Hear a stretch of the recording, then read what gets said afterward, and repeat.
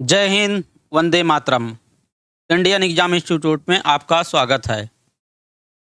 आज हम लोग पढ़ेंगे ज्योग्राफी एनसीईआरटी का क्लास 6 का पहला चैप्टर शुरू करेंगे। एकदम शुरू से आज ज्योग्राफी शुरू करेंगे और क्लास 1 6 से शुरू करने चल रहे हैं आज से। आज ये ज्योग्राफी का पहला वीडियो है। इसके पहले इस चैनल पर एनसीईआरटी हिस्ट्री का वीडियो चल रहा है। एनसीईआरटी क्लास 6 और क्लास 7 की हिस्ट्री का पूरा अपलोड हो चुका है और क्लास 8 की वीडियो भी समाप्त होने वाली हैं। क्लास 8 में लगभग 6 चैप्टर चल रहा है क्लास 8 एनसीईआरटी हिस्ट्री का, और आज से हम लोग हिस्ट्री के साथ साथ ज्योग्राफी भी पढ़ेंगे। तो शुरू करते हैं। यदि आप लोग किसी भी एग्ज़ाम की तैयारी कर रहे हैं तो यहाँ से कर सकते हैं। इसमें ज्योग्राफी बहुत ही बढ़िया अच्छे तरीके से इस बुक में समझाया गया है, और चूँकि बुक भी सामने रहेगी, दृश्य और श्रव्य दोनों माध्यम से हम लोग पढ़ेंगे। और एनसीईआरटी एक और सारी बुकों की अपेक्षा ज़्यादा विश्वसनीय होती हैं। प्रायः हम लोग बहुत सारी बुकों में देखते हैं कि काफ़ी गलतियां निकलती हैं, तो इसमें गलतियों की लगभग ना मात्र के बराबर संभावना रहती है। शुरू करते हैं हम लोग एनसीईआरटी क्लास 6 का ज्योग्राफी। पहला चैप्टर है क्लास 6 का सौर मंडल में पृथ्वी। सूर्यास्त के बाद आकाश को देखना कितना अच्छा लगता है। आसमान में पहले 1 या 2 चमकते बिंदु ही दिखाई देते हैं हम लोगों को। रात में जब संध्या होती है उसके बाद आसमान में सबसे पहले 1 या 2 ही बिंदु चमकते हुए दिखाई पड़ते हैं, लेकिन बाद में इनकी संख्या बढ़ती जाती है। आप लोग उनकी गणना नहीं कर सकते हैं, हम लोग इनकी गणना नहीं कर सकते हैं क्योंकि असंख्य होते हैं, तो गिना नहीं जा सकता है इनको। संपूर्ण आकाश छोटी छोटी चमकदार वस्तुओं से भर जाता है, जिनमें से कुछ चमकीले होते हैं और कुछ धुंधले प्रतीत होते हैं। ऐसा प्रतीत होता है कि मानो आकाश में हीरे जड़ गए हों। जब हम लोग रात में तारों वाले आकाश को जब देखते हैं तो तारों की चमक देख करके ऐसा लगता है कि जैसे आसमान में हीरे जड़ गए हों। इनमें कुछ टिमटिमाते प्रतीत होते हैं, लेकिन अगर हम लोग उनको ध्यान से देखें तो पाएंगे कि उनमें से कुछ की टिमटिमाहट अन्य से अलग है। ये बिना किसी टिमटिमाहट के चंद्रमा के समान चमकते हैं। इन चमकीली वस्तुओं के साथ आप लगभग प्रतिदिन चंद्रमा को भी देखते हैं। प्रतिदिन देखते हैं यहाँ पे लगाया गया है। तो अमावस्या की रात जिस दिन रहती है उस दिन हम लोग चंद्रमा को नहीं देख पाते हैं, इसीलिए यहाँ लगभग महीने भर हम लोग देखते हैं। यह अलग अलग समय पर अलग अलग आकार तथा अलग अलग स्थितियों में दिखाई पड़ता है। चंद्रमा अलग अलग समय में अलग अलग स्थितियों में अलग अलग आकार में दिखाई पड़ता है। आप पूर्ण चंद्र को अर्थात पूरे चंद्रमा को लगभग 1 महीने में एक बार देख सकते हैं। यह पूर्ण चंद्रमा वाली रात या पूर्ण चंद्रमा वाली रात या पूर्णिमा होती है। जिस दिन पूरा चंद्रमा दिखाई देता है उस दिन पूर्णिमा होती है, उसे पूर्णिमा की रात कहा जाता है, या तो फिर पूर्ण चंद्रमा वाली रात भी कह सकते हैं। 15 दिन के बाद आप इसे नहीं देख सकते हैं। पूर्णिमा के 15 दिन बाद में अमावस्या आ जाती है, तो अमावस्या के दिन हम लोग चंद्रमा को नहीं देख सकते हैं। या नए चंद्रमा की रात्रि या अमावस्या होती है। ऐसी रात में अगर आसमान साफ है, अर्थात अमावस्या की रात में यदि आसमान साफ है, तो आप आसमान का अवलोकन अच्छी तरह से कर सकते हैं।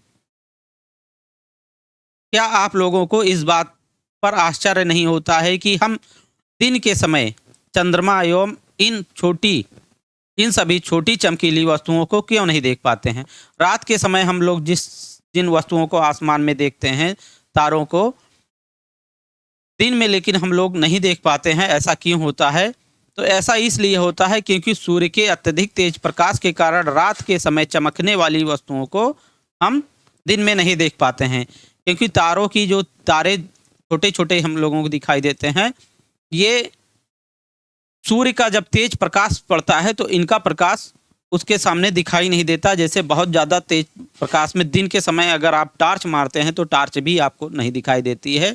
सेम वही तरीका है कि जब सूर्य का तेज प्रकाश पड़ता है तो ये रात में दिखने वाले तारे हमको दिखाई नहीं देते हैं।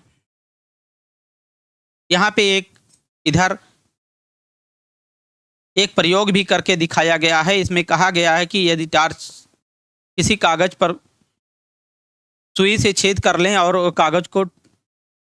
कागज के उस छेद वाले भाग को यदि टार्च के शीशे पर लगाएं और अंधेरे कमरे में उससे टार्च से रोशनी करें तो छोटे छोटे छेदों से होकर के प्रकाश जो जाएगा अंधेरे कमरे में दीवार पर अगर मारेंगे तो ये तारे की तरह ही चमकेगा। जैसे आकाश में हम लोग रात में टिमटिमाते हुए तारों को देखते हैं, परंतु यदि वहीं पे लाइट जला करके लाइट की तेज रोशनी में अगर हम दीवार पर मारेंगे तो वो रोशनी हमको दिखाई नहीं देगी, टार्च की रोशनी हमें नहीं दिखाई देगी।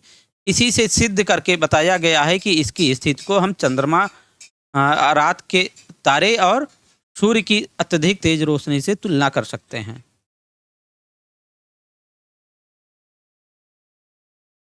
सूर्य, चंद्रमा तथा वे सभी वस्तुएं जो रात के समय आसमान में चमकती हैं खगोलीय पिंड कहलाती हैं।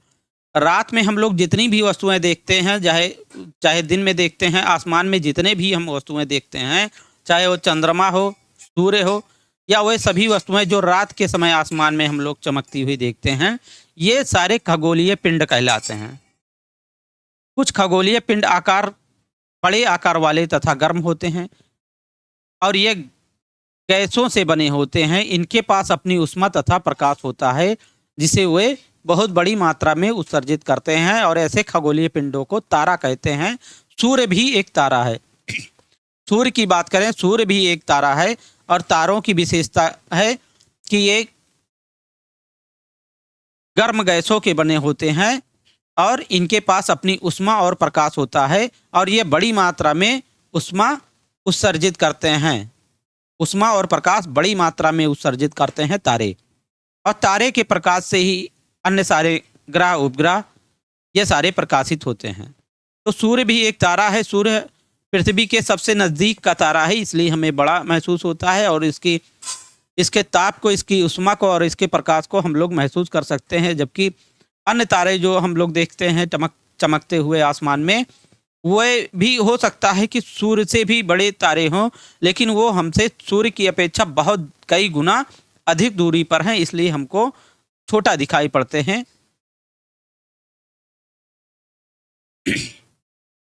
रात के समय चमकते हुए अनगिनत तारे सूर्य के समान ही हैं। यानी कि रात में जो अनगिनत तारे हम लोग देखते हैं वे सभी तारे सूर्य के समान ही हैं, लेकिन हमसे बहुत अधिक दूर होने के कारण हम लोग उनकी ऊष्मा या प्रकाश को महसूस नहीं करते, जैसा अभी हमने बताया। तथा वे अत्यंत छोटे दिखाई पड़ते हैं। बहुत अधिक दूर होने के कारण ये अन्य तारे हमें छोटे दिखाई देते हैं और इनका ऊष्मा और प्रकाश हम लोग महसूस नहीं कर सकते, क्योंकि ये बहुत ज़्यादा दूरी पर हैं हमसे। आपने अवश्य ध्यान दिया होगा कि कुछ दूरी पर से देखने पर सभी वस्तुएं छोटी दिखाई पड़ती हैं। अत्यधिक ऊंचाई पर उड़ रहा हवाई जहाज कितना छोटा दिखाई देता है।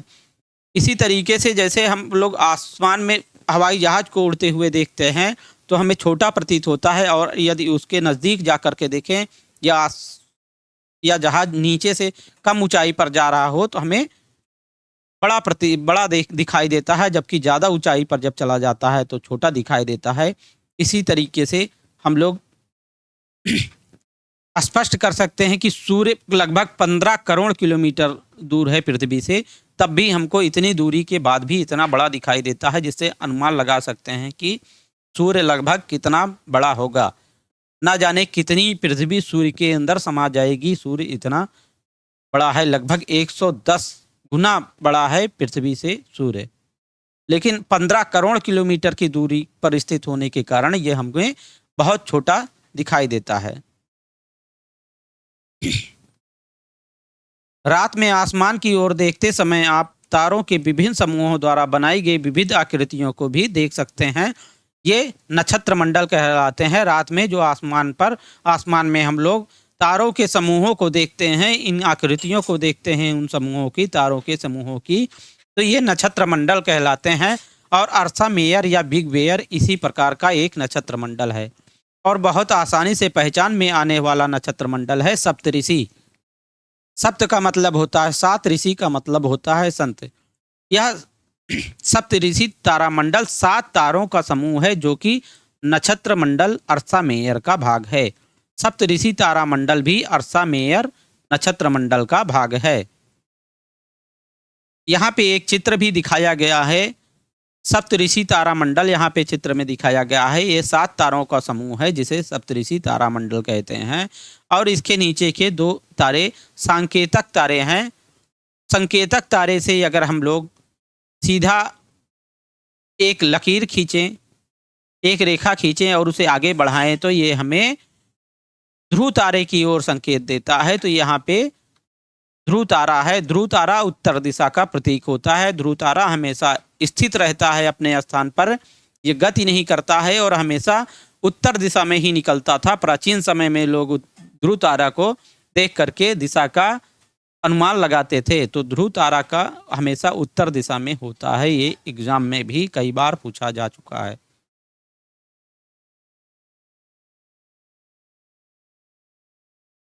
प्राचीन समय में लोग रात्रि में दिशा का निर्धारण तारों की सहायता से करते थे। जैसा अभी हमने बताया, उत्तरी तारा उत्तर दिशा को बताता है, इसे ध्रुव तारा भी कहते हैं। तो उत्तरी तारा किसे कहा जाता है अगर आ जाए तो उत्तरी तारा ध्रुव तारा को कहा जाता है। यह आसमान में हमेशा एक ही स्थान पर रहता है। हम सप्तऋषि की सहायता से ध्रुव तारे की स्थिति को जान सकते हैं, जिसे हम लोग यहाँ चित्र में देख चुके हैं। यहाँ सप्तऋषि एवं ध्रुव तारा। यदि सप्तऋषि मंडल के संकेतक तारों को आपस में मिलाते हुए एक काल्पनिक रेखा खींची जाए एवं उसे आगे की ओर बढ़ाया जाए तो यह ध्रुव तारे की ओर इंगित करेगी। कुछ खगोलीय पिंडों में अपना प्रकाश एवं उष्मा नहीं होती। कुछ खगोलीय पिंड ऐसे होते हैं जिनके पास अपनी उष्मा एवं प्रकाश नहीं होता है और वे अपने तारों के प्रकाश से प्रकाशित होते हैं। वे तारों के प्रकाश से प्रकाशित होते हैं। ऐसे पिंड ग्रह कहलाते हैं। तो ग्रह की विशेषता क्या है? ग्रह के पास अपनी उष्मा एवं प्रकाश नहीं होता है। ग्रह तारे के प्रकाश से प्रकाशित होते हैं।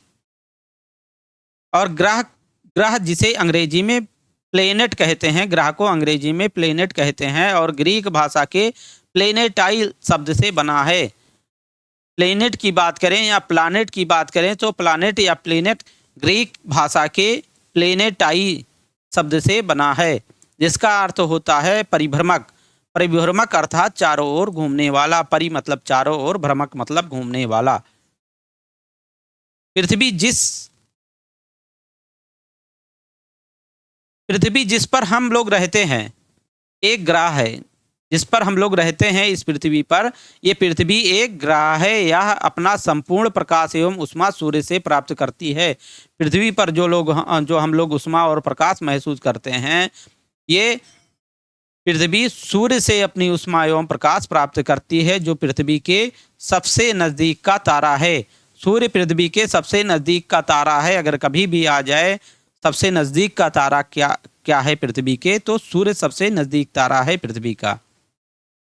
पृथ्वी को बहुत अधिक दूरी से जैसे चंद्रमा से देखने पर यह चंद्रमा की तरह चमकती हुई प्रतीत होता है। जिस प्रकार से हम लोग यहाँ पृथ्वी पर खड़े होकर के यहाँ से चंद्रमा को देखते हैं और चंद्रमा चमकता हुआ प्रतीत होता है, उसी प्रकार से हम लोग यदि दूर खड़े होकर के अर्थात चंद्रमा पर खड़े होकर के पृथ्वी को देखें तो पृथ्वी भी हम लोगों को चमकती हुई प्रतीत होगी। और यह चमकता हुआ प्रतीत इसलिए होता है कि सूर्य के प्रकाश के प्रवर्तन के कारण हम लोगों को पृथ्वी भी या अन्य ग्रह या उपग्रह भी जो हम लोग देखते हैं दूर से, जैसे चंद्रमा देखते हैं या पृथ्वी को चंद्रमा से देखते हैं, तो चमकता हुआ प्रतीत होता है। ये प्रकाश के प्रवर्तन के कारण होता है। कुछ रोचक तत्व। बृहस्पति, शनि तथा यूरेनस के चारों ओर छल्ले हैं। बृहस्पति ग्रह, शनि ग्रह, यूरेनस के चारों तरफ रिंग है अर्थात छल्ले हैं और ये छल्ले विभिन्न पदार्थों के असंख्य छोटे छोटे पिंडों से बनी पट्टियां हैं। पृथ्वी से इन छल्लों को शक्तिशाली दूरबीन की सहायता से देखा जा सकता है। पृथ्वी, शनि तथा यूरेनस के चारों तरफ जो चल रहे हैं उन्हें एक शक्तिशाली दूरबीन से पृथ्वी से भी देखा जा सकता है।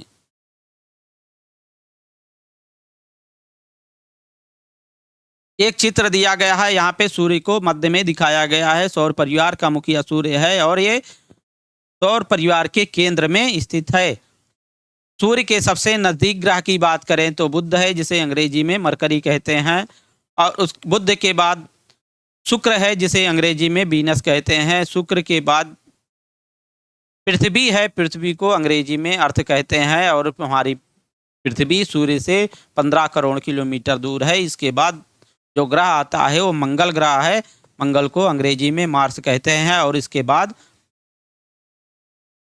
मंगल और बृहस्पति ग्रह के बीच में क्षुद्र ग्रह पट्टी है। क्षुद्र ग्रह पट्टी में जो छोटे छोटे पिंड होते हैं, ये कहा जाता है कि कभी ये ग्रहों के ही भाग थे जो ग्रहों से निकल करके क्षुद्र ग्रह पट्टी में आ गए हैं। क्षुद्र ग्रह पट्टी के बाद बृहस्पति ग्रह आता है, जिसे अंग्रेजी में जुपिटर कहते हैं। जुपिटर अर्थात बृहस्पति के बाद आने वाला ग्रह है शनि, और शनि के बाद जो ग्रह आता है वो यूरेनस है। यूरेनस के बाद ग्रह है नेपच्यून। तो 8 ग्रह हैं वर्तमान में अपने सौरमंडल में। प्लूटो भी अभी तक था, लेकिन अगस्त 2006 में अंतर्राष्ट्रीय खगोलीय संगठन ने प्लूटो को ग्रहों की उपाधि से, ग्रहों के भाग से अलग कर दिया है, इनको बौना ग्रह मान लिया है। तो इस समय वर्तमान में हम लोगों के 8 ग्रह ही सौर परिवार में बचे हुए हैं। इसमें से बुध, शुक्र और पृथ्वी, मंगल की चारों ग्रह की बात करें तो ये चारों ग्रह आंतरिक ग्रह कहलाते हैं सूर्य, और ये चारों ग्रह सूर्य के बहुत नज़दीक हैं। इतना भी नज़दीक नहीं है, इनकी दूरी लगभग करोड़ों में है। और ये चारों ग्रह आंतरिक ग्रह होने के साथ साथ ये कठोर चट्टानों से बने हैं, ये चट्टानों से बने हैं। और इसके बाद आने वाले चारों ग्रह बृहस्पति, शनि, यूरेनस और नेपच्यून, ये चारों ग्रह बाह्य ग्रह कहलाते हैं, और ये सूर्य से बहुत दूर हैं तथा बहुत बड़े आकार के हैं, और ये तरल पदार्थों से और गैसों से मिलकर बने हैं। यानी कि आंतरिक ग्रह बुध, शुक्र, पृथ्वी, मंगल, इनकी बात करें तो ये आंतरिक ग्रह कहलाते हैं और सूर्य से नज़दीक हैं, और ये चट्टानों से बने हैं। जबकि अन्य ग्रहों की बात करें, बृहस्पति, शनि, यूरेनस, नेपच्यून की बात करें तो ये गैसों से और तरल पदार्थों से बने हैं, वहाँ पर ठोस सतह नहीं है। बुध की बात करें तो बुध को सूर्य का एक चक्कर, सूर्य के बुध ग्रह को सूर्य के चारों ओर एक परिक्रमण अर्थात एक परिक्रमा पूरी करने में सूर्य की बुध को 88 दिन का समय लगता है, और अपने अक्ष पर घूर्णन 59 दिन में बुध पूरा कर लेता है। 59 दिन में एक घूर्णन पूरा करता है अपने धुरी पर, और 88 दिन में सूर्य की एक परिक्रमा पूरी कर लेता है बुध ग्रह। शुक्र की बात करें तो सूर्य के चारों ओर एक परिक्रमण अर्थात सूर्य का एक चक्कर शुक्र ग्रह 255 दिन में पूरा करता है, और अपने अक्ष पर घूर्णन 243 दिन में शुक्र पूरा कर लेता है। और सूर्य के चारों ओर पृथ्वी की बात करें तो सूर्य के चारों ओर एक परिक्रमण अर्थात सूर्य का एक चक्कर लगाने में पृथ्वी को 365 दिन लगते हैं, और पृथ्वी अपने अक्ष पर एक घूर्णन यानी कि अपने अक्ष पर एक बार पूरी तरीके से घूम जाती है। 360 डिग्री की बात करें तो एक घूर्णन अर्थात धुरी पर पूरा घूम जाती है, तो उसे 24 घंटे अर्थात एक दिन का समय लगता है पृथ्वी को। मंगल ग्रह की बात, और पृथ्वी के एक चंद्रमा भी है, एक उपग्रह चंद्रमा भी है। और बुध और शुक्र की बात करें तो बुध और शुक्र के कोई भी चंद्रमा या उपग्रह नहीं है, चाहे इसे चंद्रमा कह लीजिए या उपग्रह कह लीजिए, दोनों एक ही बात हो गई। तो बुध और शुक्र के कोई उपग्रह नहीं है, जबकि पृथ्वी के एक चंद्रमा, एक उपग्रह अर्थात एक चंद्रमा है। और मंगल ग्रह की बात करें तो मंगल ग्रह सूर्य के चारों ओर एक परिक्रमण 687 दिन में पूरा करता है, और अपने अक्ष पर घूर्णन एक दिन में पूरा करता है। और मंगल ग्रह के चंद्रमा की संख्या 2 है। बृहस्पति की बात करें तो बृहस्पति सूर्य के चारों ओर एक परिक्रमण 11 साल 11 माह अर्थात लगभग 12 साल में पूरा करता है। सूर्य का एक चक्कर बृहस्पति लगभग 12 साल में पूरा करता है और अपने अक्ष पर घूर्णन यानी कि अपने अक्ष पर अपने ध्रुव पर एक बार पूरा घूमने में उसे 9 घंटे 56 मिनट का समय लगता है और बृहस्पति के चंद्रमा की संख्या लगभग 53 है। शनि की बात करें तो शनि सूर्य के चारों ओर एक परिक्रमण 29 साल 5 महीने में पूरा करता है और अपने अक्ष पर घूर्णन 10 घंटे 40 मिनट में पूरा करता है और शनि के चंद्रमा की संख्या लगभग 53 है। यूरेनस की बात करें तो यूरेनस सूर्य के चारों ओर एक परिक्रमण 84 साल में पूरा करता है। यूरेनस को सूर्य की एक परिक्रमा पूरे करने में 84 साल का समय लगता है, जबकि अपने अक्ष पर घूर्णन 17 घंटे 14 मिनट में पूरी कर लेता है। और यूरेनस के चंद्रमा की संख्या की बात करें तो यूरेनस के चंद्रमा की संख्या लगभग 27 है। और नेपच्यून की बात करें तो सूर्य के चारों ओर एक परिक्रमण 184 साल में पूरा करता है। नेपच्यून को जो सबसे दूरी पर है सूर्य से, नेपच्यून सबसे दूरी पर स्थित ग्रह है और इसे सूर्य का एक चक्कर पूरा करने में 184 साल का समय लगता है और अपने अक्ष पर एक घूर्णन करने में 16 घंटे 7 मिनट का समय लगता है और नेपच्यून के चंद्रमा की संख्या लगभग 13 है।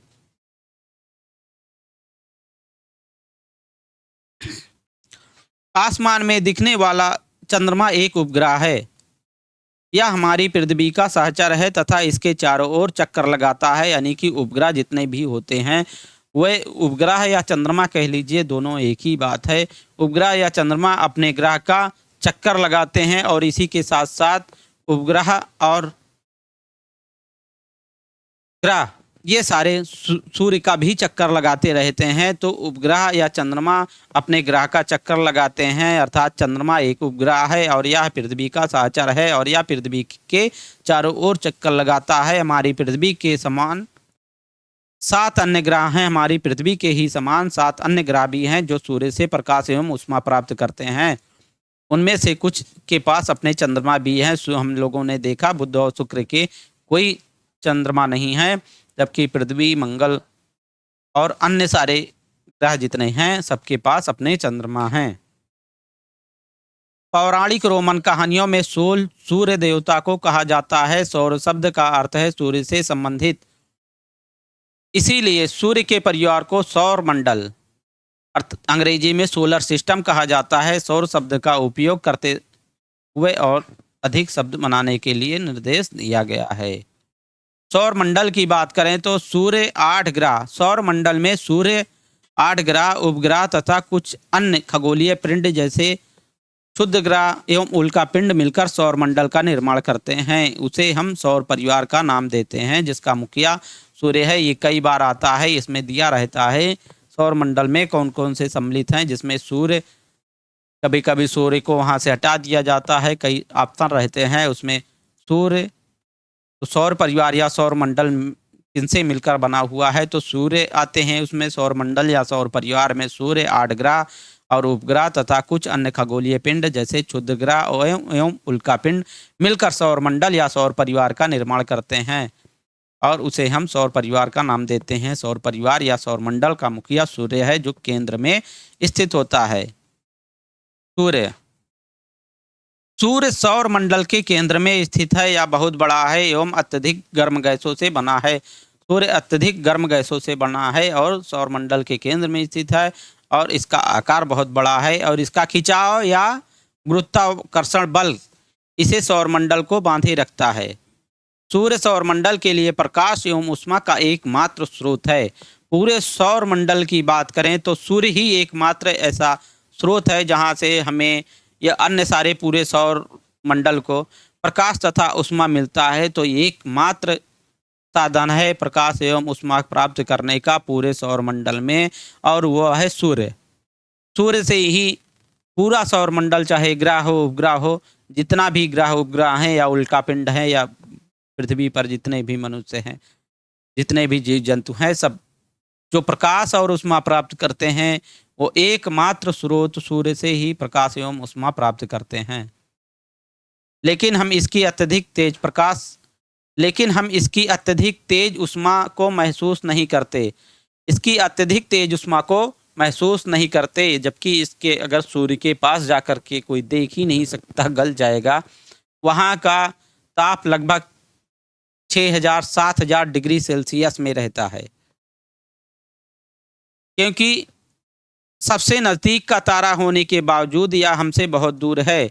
सूर्य पृथ्वी से लगभग 15 करोड़ किलोमीटर दूर है, जिसके कारण हमें इसका अत्यधिक तीव्र प्रकाश और ऊष्मा महसूस नहीं होती। लगभग आवश्यकता के बराबर ही सूर्य का प्रकाश और ऊष्मा प्राप्त होती है। इसी के कारण पृथ्वी पर जीवन भी संभव है।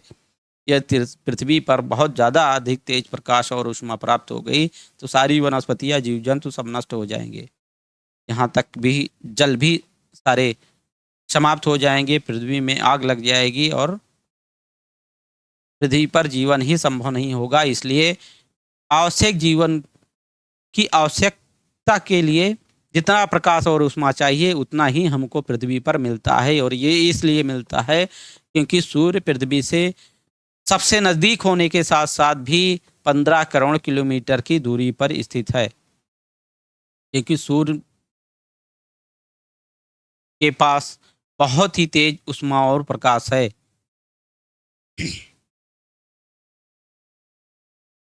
शब्द की उत्पत्ति। ऐसे बहुत से शब्द जिनका उपयोग हम एक भाषा के रूप में करते हैं, अक्सर वे दूसरी भाषाओं के लिए शब्द हो सकते हैं। उदाहरण के लिए ज्योग्राफी एक अंग्रेजी शब्द है या ग्रीक भाषा से लिया गया शब्द है जिसका अर्थ है पृथ्वी का विवरण। ज्योग्राफी अंग्रेजी शब्द है जिसका अर्थ होता है पृथ्वी का विवरण, या दो ग्रीक शब्दों से मिलकर बना है। जीई शब्द का अर्थ है पृथ्वी एवं ग्राफिया का अर्थ है लिखना। पृथ्वी के संबंध में और अधिक जानते हैं हम लोग। ज्योग्राफी और प्लस लॉजी मिला दिया जाए, जियोलॉजी में पृथ्वी का अध्ययन किया जाता है। ये भी बहुत इम्पोर्टेंट है। पृथ्वी का अध्ययन किस में किया जाता है? तो जियोलॉजी में पृथ्वी का अध्ययन किया जाता है।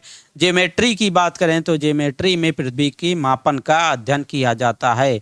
जेओआइड की बात करें तो जेओआइड में पृथ्वी के आकार के अनुरूप का अध्ययन किया जाता है। जेओआइड में जियो प्लस आइड।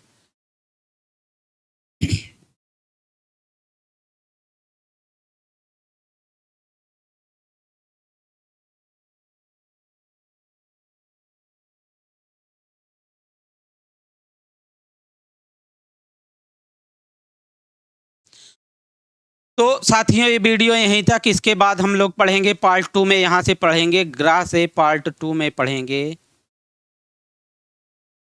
ये पार्ट 1 है ज्योग्राफी का, आज से ही शुरू हुआ है।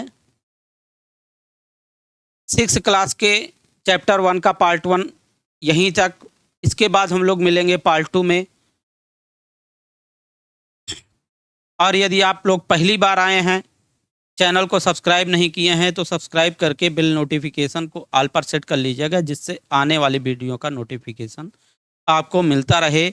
और इससे कुछ नहीं होगा, सिर्फ हमको मोटिवेशन मिलता रहेगा और आपको जो भी वीडियो अपलोड होगी सबसे पहले नोटिफिकेशन के माध्यम से पता चल जाएगा।